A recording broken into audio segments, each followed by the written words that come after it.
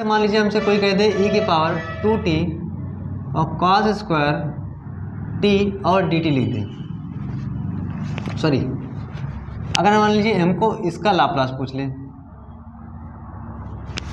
अब बात आती है कि हमने तो cos t का लाप्लास पढ़ा है, cos स्क्वायर t का तो पढ़ा नहीं है, तो क्यों ना हम पहले cos स्क्वायर t का ही लाप्लास निकाल लें। तो कहोगे बी नाउ दैट हम जानते हैं, क्या जानते हैं, जो cos स्क्वायर t होता है उसको हम लोग लिखें, ये भी जानते हैं।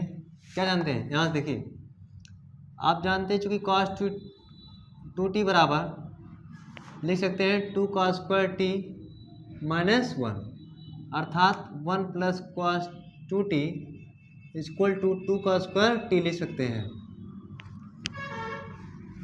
और बटे में 2 आ जाएगा, तो इसका मतलब इसको लिखना चाहिए तो 1 प्लस cos 2t अपान में 2 हो जाएगा। ठीक है, अब इसको अलग अलग हम लोग करेंगे तो हम लोग कहेंगे कि 1/2 हो गया लाप्लास 1 हो गया, प्लस 1/2 हो गया लाप्लास cos 2t हो गया। बात आती है कि 1 का लाप्लास क्या होता है, 1/p होता है। इसके लाप्लास की बात करेंगे, याद आया कि नहीं याद आया, cos 80 का लाप्लास क्या होता है, p/p square plus a square होता है। तो इस तरह से p/p स्क्वायर प्लस 2 दूनी 4 हो गया।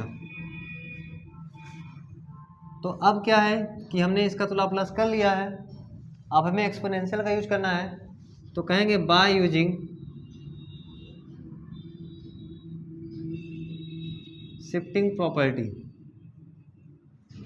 शिफ्टिंग प्रॉपर्टी में क्या कहेंगे,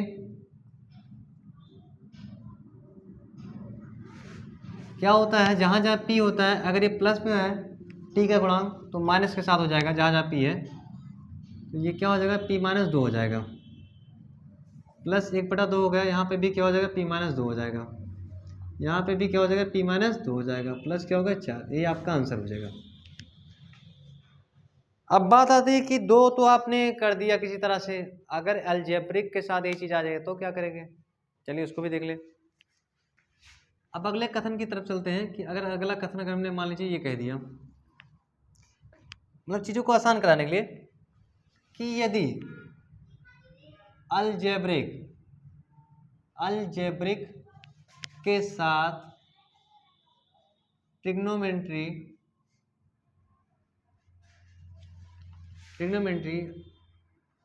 आता है तो उसका लाप्लास या उसके लाप्लास आप कह सकते हैं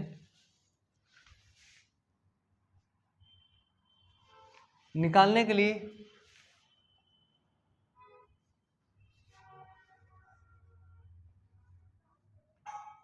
आप कहेंगे कि उसका लाप्लास निकालने के लिए सर्वप्रथम आप क्या कहेंगे, सर्वप्रथम आप क्वेश्चन को जैसे मान लीजिए, देखिए आपने क्वेश्चन को देखा इस तरह से, आपने मान लीजिए क्वेश्चन इस तरह से एग्जांपल के तौर पर बात करें कि आपने अलजेब्रिक मान लीजिए टी दिखा आपको के साथ आपको मान लीजिए ट्रिग्नोमेट्री मतलब मान लीजिए साइन टी दी दिया, ठीक, तो आप सर्वप्रथम क्या करेंगे, पहले ट्रिग्नोमेट्री का लाप्लास निकालेंगे। सर्वप्रथम क्या करेंगे, ट्रिग्नोमेट्री का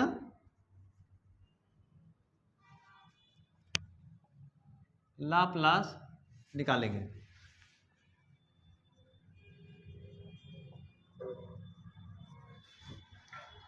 अब ट्रिग्नोमेट्री का लाप्लास निकालेंगे, उसके बाद में क्या करेंगे, आप कहेंगे दूसरे पॉइंट हम क्या करेंगे, ठीक है, क्या करेंगे, ट्रिग्नोमेट्री का यूज मतलब अर्थात अलजेब्रिक का यूज डिफरेंशियल प्रॉपर्टी के रूप में करेंगे। इस कथन को आप लिख लेंगे, बेहतर रहेगा आपके लिए, एग्जाम में लिख लेंगे तो याद हो जाएगा, तो आप जब क्वेश्चन आएगा तो बना लेंगे।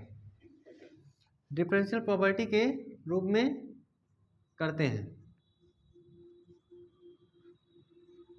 फॉर एग्जाम्पल की अगर बात करें तो जैसे मान लीजिए हमने ऊपर कुछ भी लिख दिया है कि मान लीजिए आपसे आ गया ट्रिग्नोमेट्री आ गया, ठीक है, और यहाँ पे एफ टी मतलब ऐसे कोई फंक्शन है, ट्रिग्नोमेट्री साइन टी आ गया, तो मान लीजिए साइन टी का लाप्लास क्या होगा, जो साइन टी का लाप्लास होगा वो क्या होगा, एफ पी के रूप में आएगा।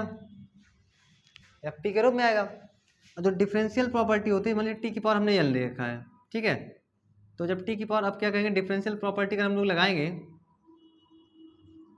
तो ये होता है डिफरेंशियल प्रॉपर्टी में कि लाप्लास टी की पावर लिखा मैंने जैसे, और साइन टी हमने लिखा है चूँकि, तो हम क्या कहेंगे -1 की पावर एन, चूँकि जो ट्रिग्नोमेट्री का लाप्लास आया होता है उसी का अवकलन करते हैं कितनी बार, एन बार। एन बार क्यों, जितना टी लिखा रहेगा उतनी बार अवकलन करते हैं एफ पी का।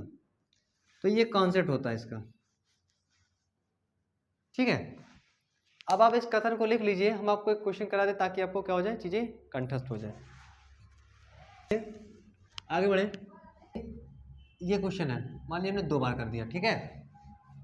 अब 2 बार लगा दिया, हम करने भी चल रहे हैं, तो कहेंगे हम जानते हैं, क्या जानते हैं, साइन टी का लाप्लास क्या होता है 1/p² प्लस a²।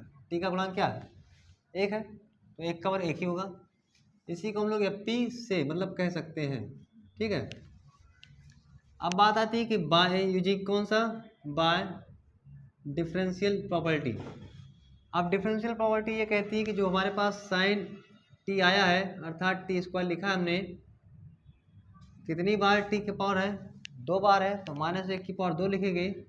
अवकलन कितनी बार करेंगे, 2 बार अवकलन करेंगे, किसका, इस एफ पी का, अर्थात 1/p² प्लस 1 का। अब 2 बार तो इकट्ठा एक बार में अवकलन कर नहीं सकते हैं, तो क्या करेंगे, एक बार में करेंगे। तो -1 की पावर 1 हो गया, एक बार d/dp को अंदर भेज देंगे, अर्थात इसको हम ले जाएंगे -1 की पावर के रूप में, ताकि हम लोग x की पावर n का अवकलन कर सकें। अब x की पावर n का अवकलन क्या होता है, nx, यानी कि n मांगे आगे आ जाएगा, nx n-1, अर्थात -2 हो जाएगा। -1 में आप जब -1 कर लोगे तो -2 हो जाएगा। फिर इसका अवकलन करोगे तो 2p हो जाएगा, अर्थात आपके पास क्या हो जाएगा, d/dp 2p/p² प्लस 1 का होल स्क्वायर। अभी एक बार अवकलन आपको और करना है। अब आप देख सकते हैं अंश अपान हर आपके पास लगेगा, तो आप कहेंगे अंश अपान हर का फॉर्मूला अगर किसी को नहीं याद है बाय द वे, तो एक बार हम आपको लिख भी दे रहे हैं। क्या होता है, हर होता है इनटू अंश का अवकलन होता है माइनस अंश होता है और हर का क्या होता है, अवकलन होता है, बटे हर का वर्ग होता है, ठीक है। अब यहाँ पे भी चूंकि आ गया है तो कहेंगे -d/dp का जो अवकलन करने जा रहे हैं तो d/dp हट जाएगा, 2 कांस्टेंट है, माइनस भी कांस्टेंट है, तो ये अंश है ये हर है, तो हर इनटू अंश का अवकलन, तो हर हो गया। अब चूंकि अंश का अवकलन करेंगे तो कहेंगे d/dp किसका करना है, p का, माइनस p हो गया। अब किसका अवकलन करने जा रहे हैं, चूंकि इसका करने जा रहे हैं, तो आप कहेंगे बटे हर का वर्ग, पावर 2 है तो पावर अपने आप क्या हो जाएगी, पावर 2 दूनी 4, कितनी हो जाएगी 4, क्योंकि 2 ऑलरेडी था, हर का वर्ग होता है। इस कॉन्सेप्ट से देख सकते हैं आप।